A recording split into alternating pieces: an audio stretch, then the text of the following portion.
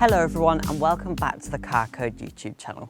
My name's Sam and if you're new here, please make sure to hit that subscribe button down below and turn on the post notification bell so you're notified every time I upload a new video. Today I'm going to be doing a review on the all new Volkswagen Polo facelift. This model tested today is the R-Line model sitting near the top of the range. Above is the GTI 2-litre TSI model. I'll get into that a little bit later. A big thanks to Lancaster Volkswagen for allowing me to borrow this car over the weekend to make this review. The link is in the description down below. Also, I'll link the Facebook post, which was recent, and that is a promotion where you can get driving lessons for free when you buy a new Volkswagen Polo on finance. So I'll link that down below as well if you're interested in that. For now though, sit back and enjoy this review. I really hope you like it.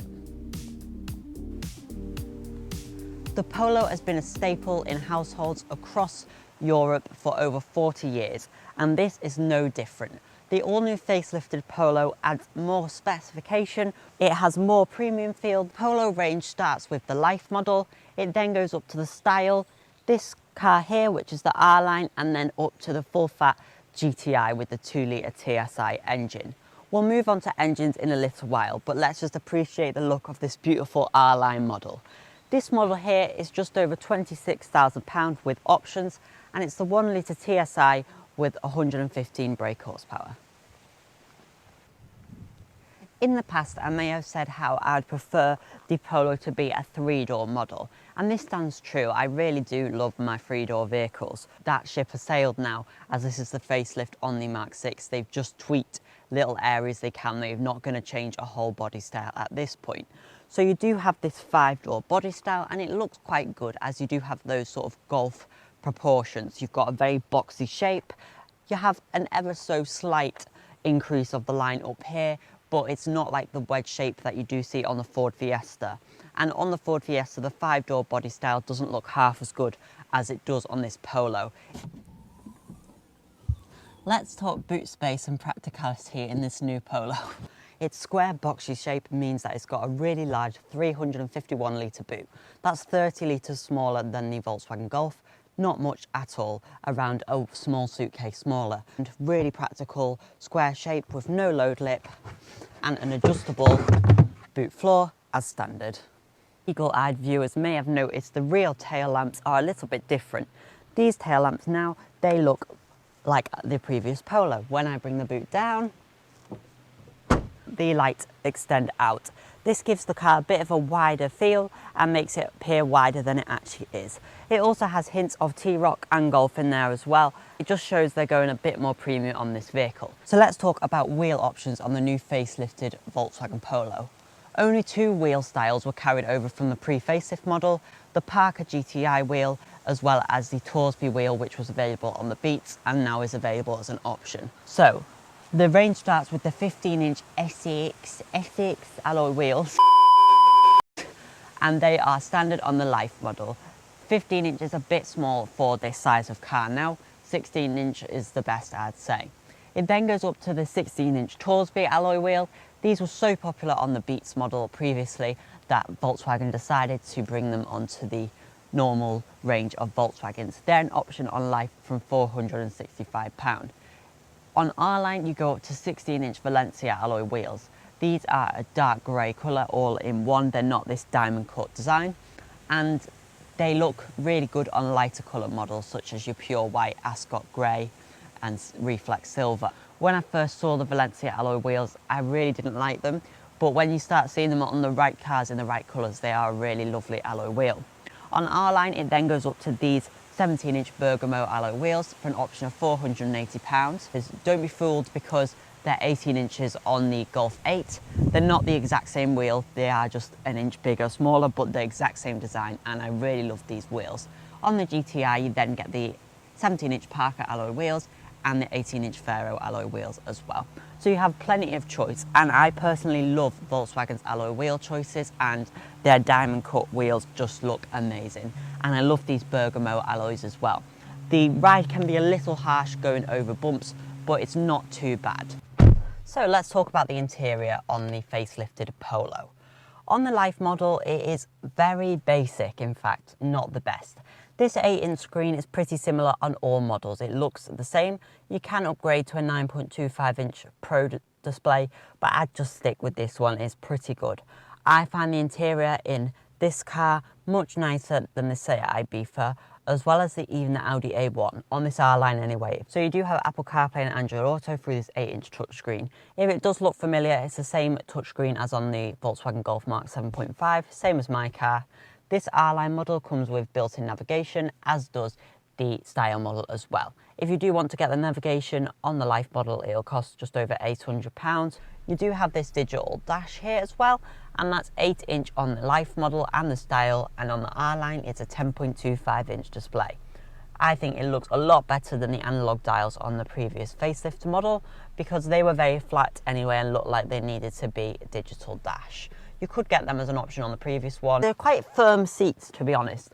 On the Golf, you have much more soft cushioning, much more comfortable seats. If you do want to do long journeys in this Polo, do make sure to test drive it to see if it's going to be a comfortable seat for you. I think the Golf offers more comfort, but this Polo definitely has a more ergonomic and easy to use cockpit. I do like the physical buttons on the steering wheel rather than just shiny ones that you get on the Golf 8 R-Line. An armrest is standard on the Style and the R-Line model. Unfortunately though, unlike the Golf, you don't have a height adjustment. It just sits where it wants to, so that's a bit naff really.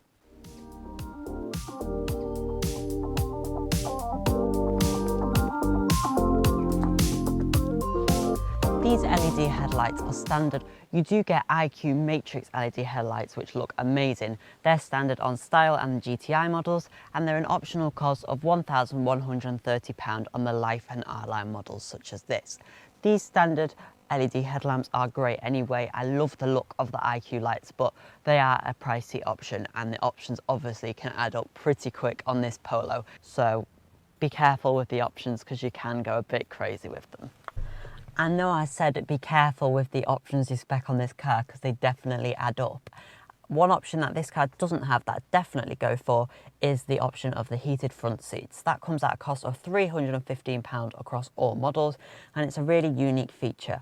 Definitely worth having and really will help you boost your resale value. I think you'll easily get your money back, and if not, just having that feature of heated seats is so nice in the winter in my opinion. So should we take the Polo for a drive? I think we should. Let's go. So as I say, this model tested today is the 1 litre DSG, the top engine with 115 PS or around 113 brake horsepower.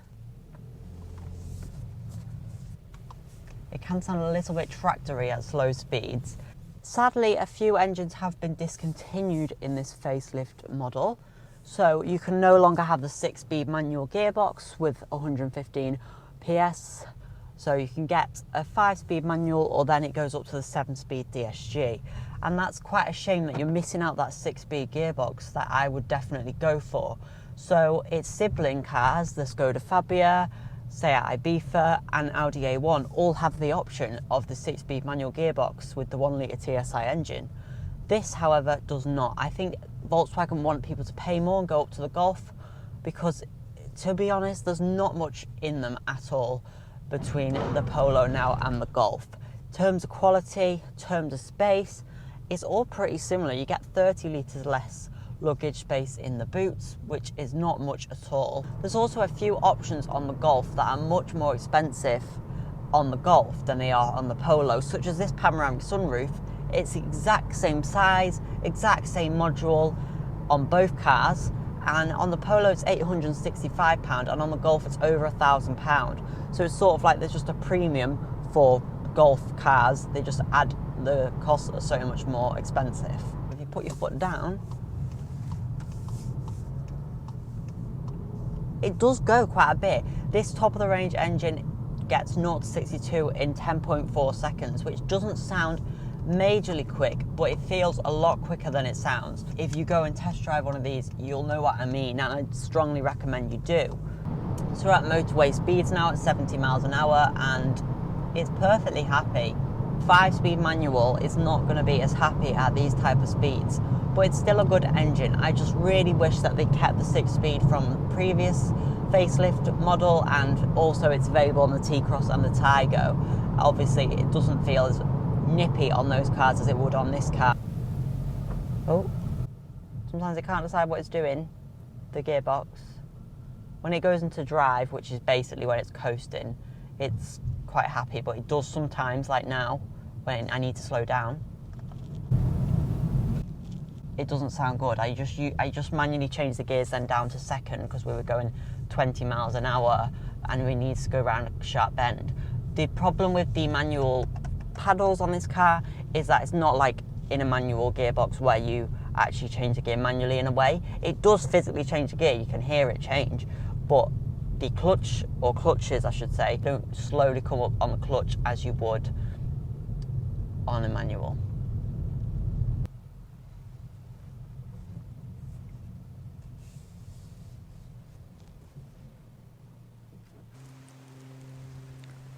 So then, what do I think about the new Volkswagen Polo facelift? Well, I think it's an incredible little car. It does come with its downsides, such as the lack of 6-speed manual gearbox, and for me that rules it out, to be honest, from my buying criteria if I was to buy this vehicle. If you are looking in the automatic market though, it's an incredible buy. If you're doing mixed driving and semi-motorway driving, it's a great car, and it could easily replace cars in higher categories such as the Volkswagen Golf, Mercedes A-Class and premium cars like the Audi A3 as well. It does have that premium edge to it, even from its sibling, the Audi A1, and it does have that edge above its other siblings like the Seat Ibiza and Skoda Fabia. In fact, its colour option choices are much better than the Seat, its comfort is better than the Fabia, and its desirability and relatableness is better than the Audi A1, as well as its price. It even holds its value as well, if not better than the Audi.